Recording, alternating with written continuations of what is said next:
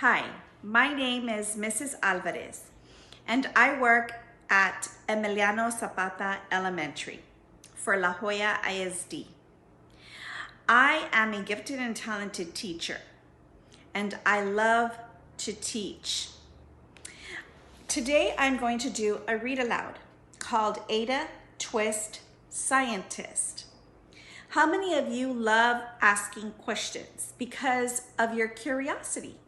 Well, Ada Twist is a very curious child. I want for you to sit back and relax. Enjoy the read aloud that I'm going to do for you today. Ada Twist Scientist. Ada Marie, said not a word till the day she turned 3. She bounced in her crib and looked all around, observing the world but not making a sound. She learned how to climb and made her big break, with a trail of chaos left in her wake. She ran through the day chasing each sound and sight, and didn't slow down till she conked out at night.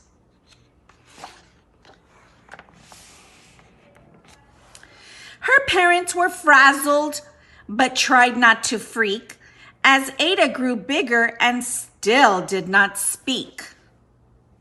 Clearly young Ada, with lots in her head, would have something to say when it ought to be said.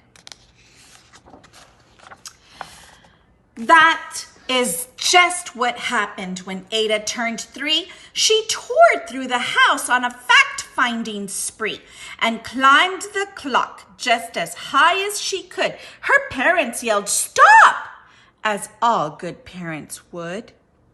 Ada's chin quivered, but she did not cry. She took a deep breath and she simply asked, "Why?"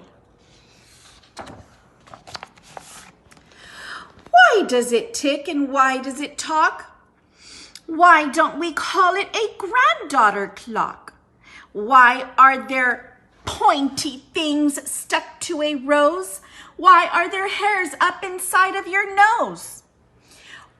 She started with why, and then what, how, and when.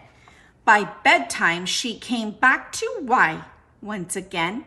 She drifted to sleep as her dazed parents smile at the curious thoughts of their curious child, who wanted to know what the world was about.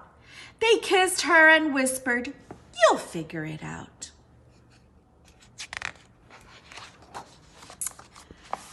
Her parents kept up with their high-flying kid, whose questions and chaos both grew as she did.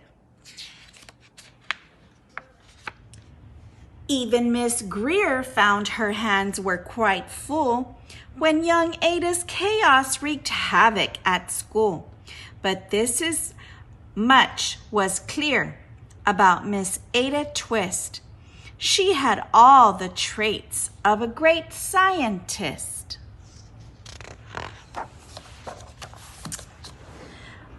Ada was busy that first day of spring, testing the sounds that make mockingbirds sing, when a horrible stench whacked her right in the nose, a pungent aroma that curled up her toes. "Zowie!" said Ada, which got her to thinking, "What is the source of that terrible stinking? How does a nose know there's something to smell? And does it still stink if there's no nose to tell?" She rattled off questions and tapped on her chin. She'd start at the start where she ought to begin. A mystery, a riddle, a puzzle, a quest. This was the moment that Ada loved best.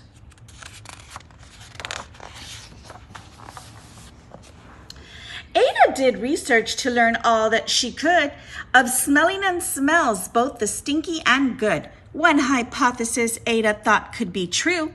The terrible stink came from Dad's cabbage stew. She tested and tested, but soon Ada knew it was time to come up with the hypothesis too. Then zowie, the stink struck again. Just like that, hypothesis 2. It's caused by the cat. The cat couldn't make such a stink on its own. It needed perfume and some fancy cologne. So young Ada tested. The test was a flop. She started again, but her parents yelled, "Stop!" Ada Marie, to the thinking chair now. By the time we count 3. "Enough," said her mother. "That's it," said her dad. Her parents were frustrated, frazzled, and mad. "Why?" Ada questioned.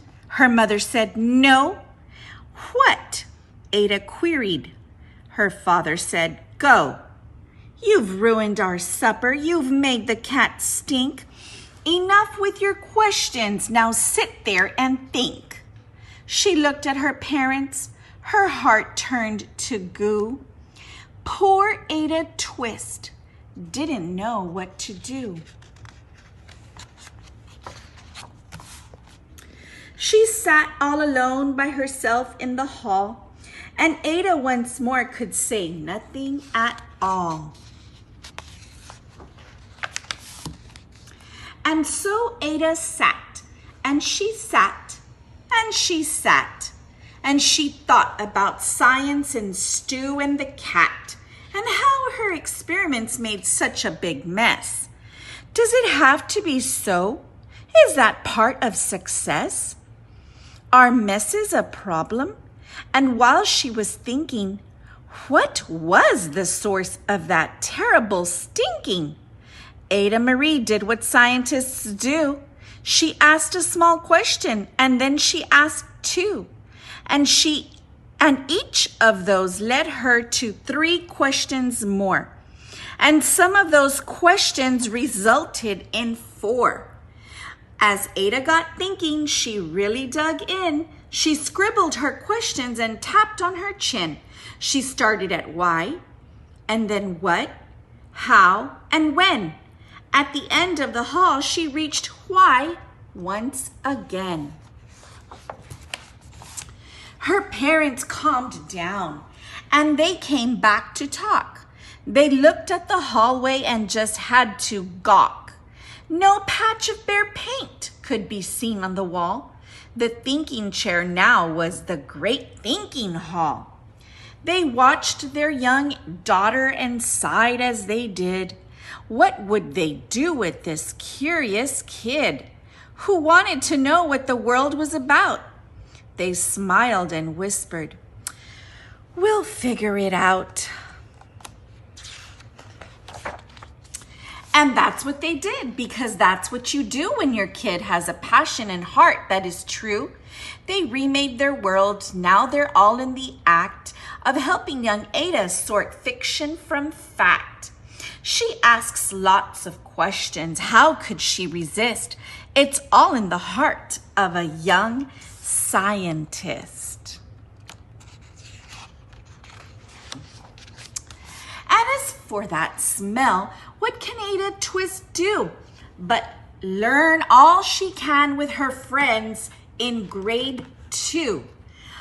Will they discover that stink that curls toes? Well, that is the question